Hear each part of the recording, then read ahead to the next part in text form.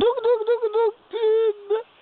Eh ben, pour le 3e millénaire, utilisez la petite reine pour aller en ville. Utilisez la petite reine pour aller là où vous avez besoin d'aller, sans avoir besoin de déranger vos moteurs à 4 pattes, qui eux, pendant ce temps, peuvent paître tranquilles dans une prairie, plutôt que de s'embêter dans les cités. Alors, quand vous avez besoin de traverser ou d'aller dans une cité, utilisez la bicyclette, la petite reine. C'est pas pour rien qu'on l'a inventée. Elle doit bien exister. Douk, merci. Oyez. On continue. Ça, ce coup-ci, c'est le dernier bout de film que je fais. Après, c'est... Voilà. Bon, je voulais juste encore... Donc, Coleman, le calendrier, le code Maya. Le code Maya, c'est ce que j'ai pas trop travaillé avec le code Maya de Kalman. Par contre, j'ai travaillé... Enfin, je travaille plus moi, mais... avec le synchronomètre de la paix, hein, qui est aussi basé sur le calendrier Maya, mais c'est le synchronomètre de la paix. Comme je l'ai déjà expliqué, c'est un synchronomètre qui englobe plein d'autres données, et pas seulement Maya. Hein. Ça inclut toutes les données un peu mondiales, relatives à toutes ces choses. Ça fait, donc, c'est peut-être pour ça qu'ils l'ont aussi appelé synchronomètre de la paix. Eh bien, c'est beaucoup celui-là que j'ai intégré. J'ai intégré donc les énergies, les glyphes, et qui fait qu'aujourd'hui je suis plus que pas seulement graine jaune, je suis tous les glyphes et je suis toutes les énergies, toutes les tonalités. Et comme moi je suis né le 12 avril, et bien si on regarde le synchronomètre de l'après à la date du 12 avril, et bien on va s'apercevoir que le glyphe du 12 avril est celui de la couverture. C'est-à-dire que tous les ans, eh bien, moi, la date de naissance, ma date de naissance correspond à la couverture du calendrier Maya. Donc c'est génial. J'ai découvert ça il y a déjà 6 ans, mais c'est génial parce que depuis j'utilise tout ça. J'ai plongé dedans comme je vais plonger dans mon voyage à travers le temps, à travers mon corps, à travers ces vortex et tout ça. Et là, comme j'ai plongé la première dans ma thérapie que j'avais fait en 2004, et en fait, parce que je croyais qu'après mon NDE, je croyais que c'était moi qui étais fou. Enfin voilà, et puis j'ai vu que, non, j'étais pas fou. Donc ça... Et là, c'est pour ça que j'ose parler aussi de tout ça devant une caméra, et pour pouvoir le partager avec tous ceux qui veulent entendre ça. Et ce que j'ai aussi encore à dire, donc, c'est que, ce que j'ai encore à dire, c'est que ce que j'ai vu aussi au niveau de mon voyage intérieur à moi, c'est que, au niveau de toutes ces étoiles, c'est pas un alignement comme si on mettait une règle. Hein, c'est pas les étoiles les soleils qui vont s'aligner comme si je mettais une règle, puis que tout est droit. Hein, ça, c'est pas ça du tout. C'est plutôt parce que si on devait faire un alignement, ça va plutôt être comme une spirale, hein, comme une spirale à vortex, hein, et qui nous entraîne, les soleils nous entraînent dans un passage, et un tunnel de lumière. Et ça, c'est donc pas un alignement, mais c'est quelque chose qui va prendre forme. Et cette forme, c'est tous les soleils. Quand on dit les soleils vont s'aligner, c'est-à-dire que tous les soleils vont s'illuminer, comme toutes les étoiles sont illuminées, et d'autres vont s'illuminer, et qu'on va voir dans la Voie lactée se positionner. C'est ce que j'ai vu, hein. Et donc j'étais pas en train de rêver, j'étais éveillé, j'avais Cécile à côté de moi, je lui parlais. Donc c'est pas quelque chose que j'ai rêvé endormi, c'est quelque chose que j'ai vu éveillé. Eh bien, qu'est-ce que j'ai vu? Tout ce voyage-là, je l'ai vu éveillé. Eh bien, qu'est-ce que j'ai vu? J'ai vu les étoiles commencer à prendre forme. Au lieu de nous montrer des constellations, eh bien, j'ai vu se former un embryon. L'embryon d'un petit bébé qui commençait à... Et donc, du fait que j'ai fusionné avec cette terre, ce noyau terrestre, qui est l'ovule, eh bien, qu'est-ce que me disent les étoiles en voyant toutes ces étoiles qui me montrent un bébé en train de se faire, enfin un début d'embryon d'un bébé, et que c'est les étoiles qui viennent comme ça faire l'embryon? Et bien ça veut dire que nous tous, parce que l'intérieur de moi, tout le monde est cellule, je suis cellule, des multitudes de cellules, et chacun que je vois sont une partie de mes cellules, mais en même temps une partie, sont chacun une étoile, dans l'infiniment grand, l'infiniment petit, et donc je vois, donc je ne vais pas avoir un enfant à l'intérieur de moi, parce que il y en a un à l'intérieur de moi. Et par contre, ce que je vois se former, c'est un bébé, et en 2006, j'avais déconné avec Cécile en lui disant qu'elle était enceinte. Alors elle m'a fait, elle, parce qu'elle je veux pas de bébé, je veux pas d'enfant. Et donc, j'ai dit, t'es enceinte. Alors, puis je lui dis, quand je lui ai un peu, et je lui dis, mais t'es pas enceinte de l'intérieur, mais t'es enceinte de l'extérieur. Et je lui ai dit, c'est un bébé cosmique. Tu es enceinte d'un bébé cosmique. Ensemble, on est en train de faire un bébé cosmique. Et donc, c'était en 2006. Et là, aujourd'hui en 2012, et bien, qu'est-ce que je vois? J'ai vu ces étoiles, ces constellations, former un embryon qui devient un bébé cosmique. Donc, ça veut dire que la fécondation de la planète a réussi. C'est le message que j'ai reçu.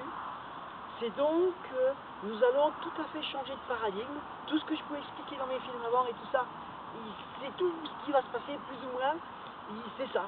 Donc ça va être merveilleux, pas que pour moi, j'insiste là-dessus, pas que pour moi, mais pour l'ensemble de l'humanité, pour l'ensemble des constellations, pour l'ensemble de tous les systèmes solaires,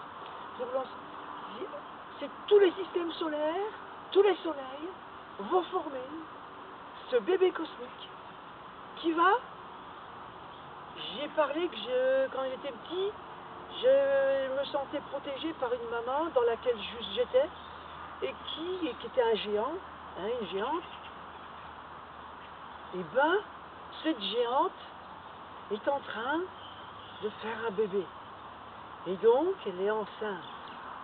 Et en fait, ben moi, et vous, et tout le monde, nous sommes ces cellules de ce bébé qui est en train de naître. En même temps, nous sommes aussi les cellules de la maman. Donc, voilà, c'est un truc, c'est très beau.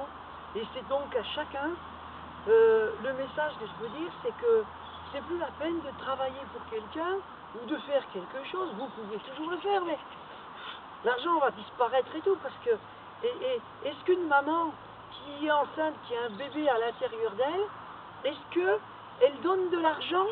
Est-ce qu'elle paye? Est-ce qu'elle va payer? Est-ce que le bébé il paye? Est-ce que toutes les cellules payent pour être là, pour être là, pour être là, pour faire ce qu'elles font? Pas du tout. Il n'y a rien de payant là-dedans, c'est tout gratuit, et pourtant ça nous donne des jolis enfants. Ce qui veut dire que nous sommes dans une matrice. Nous sommes là, dans une matrice, et nous on fait tout payer. C'est pour ça qu'on est limité à ce potentiel de créer la vie de nos géants dans laquelle on est, et de créer la vie de nous, parce que nous interdisons de créer la vie de plus en plus. La preuve, c'est que, pourquoi? Parce qu'on a peur qu'ils aient pas assez à manger, on a peur qu'ils aient que dans ce monde-là, on ne peut plus faire d'enfants, parce qu'ils vont être malheureux, parce qu'ils vont être tristes, parce qu'ils vont être... Donc voilà, donc les gens deviennent de plus en plus stériles, parce qu'ils sont de plus en plus stressés, de plus en plus... Et voilà, donc on est en train de faire l'inverse, nous, de ce qui se passe, je veux dire, au niveau cosmique. C'est-à-dire que, voilà, donc bon, ben, on peut faire l'inverse. Pour moi, aujourd'hui, tout va bien, hein, c'est quoi qui arrive, c'est la vie. La vie, parce que la mort, c'est la vie. Parce que, comme je vous ai dit, le noir, toutes les couleurs, tout ça, c'est toujours la vie. Même quand on est mort, on est vivant. Et donc, quand on est mort, on est vivant. Quand on est vivant, on est mort. Et donc, voilà, je suis dans mon éternité aujourd'hui. J'ai fait la liaison avec tous mes futurs, tout mon passé, avec toutes mes énergies autour, ma multidimension, et devant nous, il y a cette septième dimension qui est ce que je vous explique, et donc avec ce bébé cosmique dans lequel on... Voilà. Donc c'est... Pour moi, c'est... Il n'y a pas de mots, voilà. Il n'y a pas de mots. Donc, je jubile. Je suis en jubilation. J'ai plus... Ce que je peux dire, ce qui se passe... Bon, allez, je parle quand même un peu de ça. Ce qui se passe en moi, c'est que j'ai eu comme si tout se libérait. C'est-à-dire, j'avais un... Bon, oui, ben, depuis enfant, tout. J'avais beau me dire que, voilà, j'avais toujours des fardeaux, des tas de trucs qui, même j'avais beau essayer de faire des choses pour me libérer, pour lâcher prise, et bien cette nuit, il s'est passé un lâcher prise, mais alors, total. Demain, on volerait mes charrettes, ou bon, voilà, hein, je ne demande pas ce qu'on me les vole. Ils vont me servir parce que j'ai des belles choses à partager avec tout le monde, donc pour voyager, mais ça me... Voilà, je dirais donc c'est que je dois faire autrement. C'est donc je dois me... Voilà, je dois faire d'une autre manière et donc je trouverai la solution. Et donc c'est toujours du positif qui rebondit sur le positif, toujours du gagnant-gagnant. Et voilà. Et c'est ça aujourd'hui, c'est comme ça que je vois que la vie. Je vois la vie que dans le gagnant-gagnant, que dans le... Donc...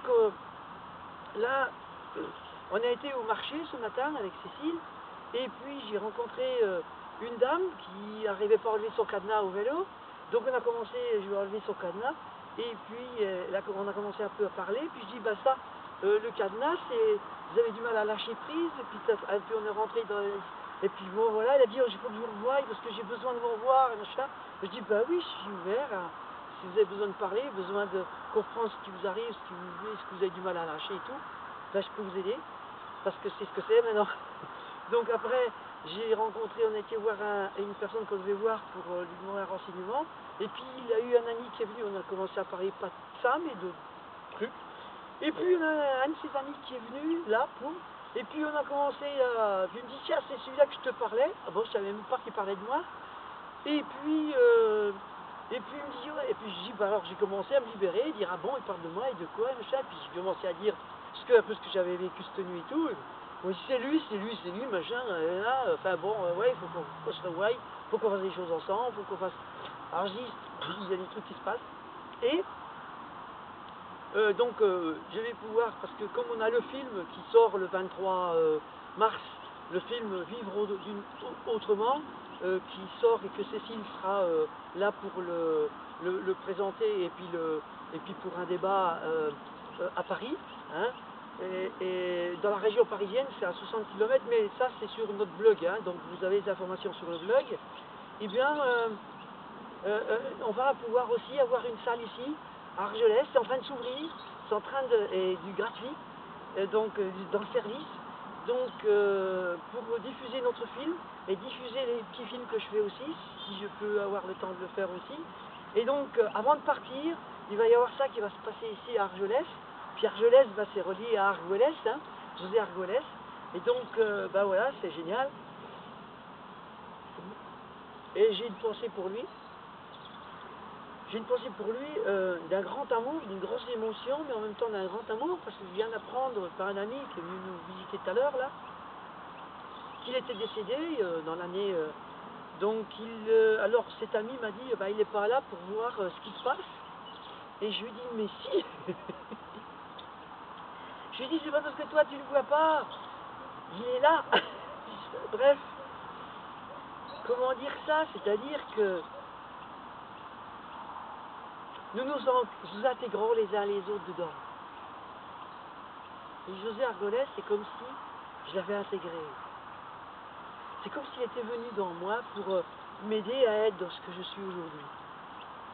Et donc tous ceux qui meurent viennent, c'est des parcelles de lumière qui reviennent prendre place dans une de mes cellules. Et qui, ma mort m'amène l'information. C'est pour ça qu'aujourd'hui, je suis un enfant qui n'est pas appris à l'école. Je suis un autodidacte. J'ai rien appris du tout. Et aujourd'hui, je peux dire plein de choses, plein de trucs. Je sais que demain, je vais avoir des scientifiques qui vont me poser plein de questions. qui ont demandé des questions sur ça et ça et ça, que je leur réponds, j'ai donné des tas de réponses qui vont les aider à trouver d'autres paradigmes, d'autres trucs. Il va se passer des tas de choses géniales. Et donc, et ça parce que plus je regrandis, plus je voudrais bien dans mon intégrité, plus il y a des êtres qui meurent et qui reviennent dans ces êtres intègres, qui retrouvent leur intégrité, qui reprennent place dans cette même personne. Et donc c'est pour moi tout à fait génial. J'étais un peu ému parce que voilà, et je sais ce qui se passe. Donc voilà, c'est hyper beau parce que personne ne meurt, tout le monde reste vivant. Et je suis moi une cellule dans cette géante dans laquelle je vis et que j'ai fécondé donc avec j'étais un spermatozoïde qui a fécondé avec cette ovule, mais en même temps je suis une cellule d'elle. En même temps, je vais participer à être une cellule de ce bébé qui arrive. En même temps, je suis celui qui vous parle. En même temps, et en même temps, ceux qui meurent peuvent venir dans moi. En même temps, voilà, c'est merveilleux. Il n'y a pas d'autre mot. Parce que je vois en même temps, si on veut, je vois des choses qui se superposent. C'est-à-dire, je peux voir un embryon en même temps qu'un vieillard, en même temps que... Et tout ça, c'est qu'un... c'est ça. C'est génial. Donc je voulais juste faire un appel aussi parce que nous avons fait nos charrettes. Notre projet c'est l'école buissonnière des chênes, nomades, c'est-à-dire pour pouvoir partager tout ça dans toute la France. Nous allons démarrer un tour de France là bientôt. Nous l'avons déjà annoncé sur Facebook et tout ça. Donc on désirerait que ça soit en mars ou avril. Et donc on a, bon, pour tirer ça, je suis en train de terminer un petit tracteur Pantone parce que nous avons 4 ânes et 2 chevaux que j'ai récupérés de mes filles. Mais ces 2 chevaux, c'est des chevaux de sel et qui sont pas, bon, il y en a un qui peut tirer, mais peut-être pas ces charrettes. Les 4 ânes que nous avons récupérés, c'est des ânes qui étaient destinés à la boucherie, mais que, bah, ils sont un peu comme moi, ils n'ont pas envie d'être mis dans un harnais. Donc ils vont être, je vais les garder un peu, je vais les attacher, ils vont suivre et ce sera mon escorte. Donc ces 2 chevaux que j'ai et ces 4 ânes vont être mon escorte avec les 2 brebis qu'on a. Et je fais un appel, s'il y a des gens qui trouvent génial ce que je fais là, parce que Cécile et moi on fait, et puis que c'est de toute façon pour que cette humanité, pour que cette soit une compréhension de ce qui se passe. Aujourd'hui en 2012, tout le monde a peur de la fin des temps, tout le monde a peur de ce qui se passe, et là je suis là pour dire que c'est merveilleux. Peut-être que je l'ai vécu ça avant, on n'en sait rien, hein. Il y en a peut-être d'autres qui le vivent et qui peuvent le partager, je ne sais pas. Et je partage ça parce que je le vis. Et bien voilà. Donc, donc je demande s'il y a des gens qui auraient 4 chevaux, des merins ou des affligeurs, qui sont des chevaux de traction, des petits, parce que j'avais, moi, acheté des chevaux de trait, mais on s'est aperçu que c'était trop gros par rapport aux charrettes qu'on avait, et puis que, voilà, que ça faisait beaucoup d'entretien de sabots, qu'ils mangeaient beaucoup en chevaux de trait, hein, donc on avait regardé ça, on a regardé ça aussi un peu, alors que des affligeurs, je vois avec les ânes, c'est beaucoup plus frugal, comme nous. Donc je cherche des affligeurs ou des mérins qui sont plus frugales que les chevaux de trait. Et donc si quelqu'un nous en faisait cadeau, parce que là nous, le projet qu'on fait, là on l'a fait avec nos propres moyens. Donc j'ai fait le projet au départ, comme je vous ai dit, on a fait 3 ans de conférences. Ces 3 ans de conférences, je les ai fait avec l'argent que j'ai touché parce que j'ai vendu mon garage. Le garage, je l'ai vendu à perte, j'ai pas eu d'argent de ce garage. Et donc j'ai eu, par contre après, Cécile m'a aidé parce que j'avais plus d'argent. Et donc je devais payer la maison, continuer tous les mois à payer la maison parce que ma femme ne pouvait pas non plus, mon ex. Donc Cécile, avec des économies, m'a aidé à payer les mensualités de la maison jusqu'à ce que je puisse la vendre et que je puisse partager avec mon ex l'argent de cette maison et que je ne savais pas quoi en faire et j'ai eu à un moment été tenté de donner tout à mon ex et puis après je lui dis non et puis il y avait des messages qui venaient qui disaient que non, utilise cet argent pour démarrer autre chose et ça a été ces conférences que j'ai fait dans la France entière, enfin pas dans la France entière, mais à des endroits en France, comme à Strasbourg, comme au Luxembourg, comme en Belgique, comme enfin bon, à plein d'endroits en France et à Paris. Donc je l'ai fait dans la gratuité avec mon argent. Et aujourd'hui, après, ben, j'ai plus eu d'argent, donc c'est là que j'ai eu l'idée de faire ces charrettes pour tirer avec des ânes ou des chevaux, pour pouvoir être gratuit, toujours être dans le gratuit, pas avoir de pétrole, avoir un minimum de frais pour se déplacer, pour continuer à rencontrer des gens. Et donc j'ai fait ça, et donc j'ai récupéré beaucoup de choses, donc de la ferraille, le bois, ben, je l'ai acheté. Donc comme on n'avait plus d'économie, et ben on a accepté, des gens me disaient mais inscrivez-vous au RSA. Donc et puis moi je voulais pas trop, puis après je dis bon ben si. Et en fait, avant ça on avait fait un cercle d'abondance et qui n'a pas marché parce que le cercle d'abondance qu'on avait fait, on a mis 10 000 € dans ce cercle d'abondance et puis on s'est fait avoir parce que les gens ont arrêté ce cercle d'abondance au lieu de continuer, parce que j'étais trop pressé et puis eux ils avaient touché leur argent. Donc et nous ben, on n'a pas pu continuer ça. Donc on a arrêté ça, on a fait un trait là-dessus et on a demandé le RSA. Parce que le RSA, on s'est dit bon on est ok du RSA parce que le RSA c'est le revenu de solidarité active.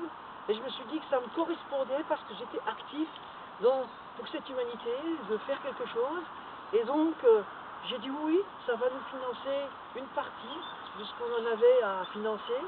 Mais on est limité quand même. Et si on veut partir là pour mai, avril ou peut-être mai, mars, avril ou mai, enfin on verra quand est-ce qu'on est prêt, nous avons besoin pour démarrer de ces 4 chevaux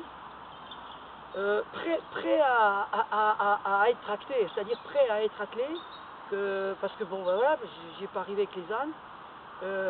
Et donc qu'ils puissent tout de suite qu'on puisse les atteler et donc qu'ils puissent tirer nos charrettes. Nous avons aussi besoin des harnais, donc de harnais qui vont avec les chevaux pour tracter. Et puis aussi nous avons besoin de chaussures de chevaux qui sont des chaussures en plastique synthétique, qui fait que les chevaux, on est quitte de les ferrer. Au lieu de ferrer un cheval, de le ferrer, de le déclouer, de le reclouer, Le 3e millénaire, pour le 3e millénaire, nourrissons-nous, désaltérons-nous avec l'eau nature qui coule dans nos rivières. Pour le 3e millénaire, estimons la nature, estimons les cours d'eau et aimons-les. Ils sont le garant de notre vie. Alors ils sont sacrés. Et le sacré, eh ben, ne jetons rien dedans.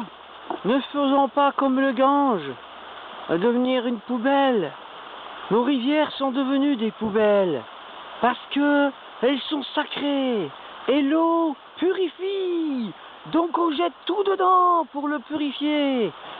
Alors, je préfère que nous l'estimions plutôt que de le sacrer. Voilà. Donc, estimons la nature, estimons les rivières, et arrêtons de les rendre sacrées, et de les rendre sacrément non, enfin polluées. Voilà. Merci, doc.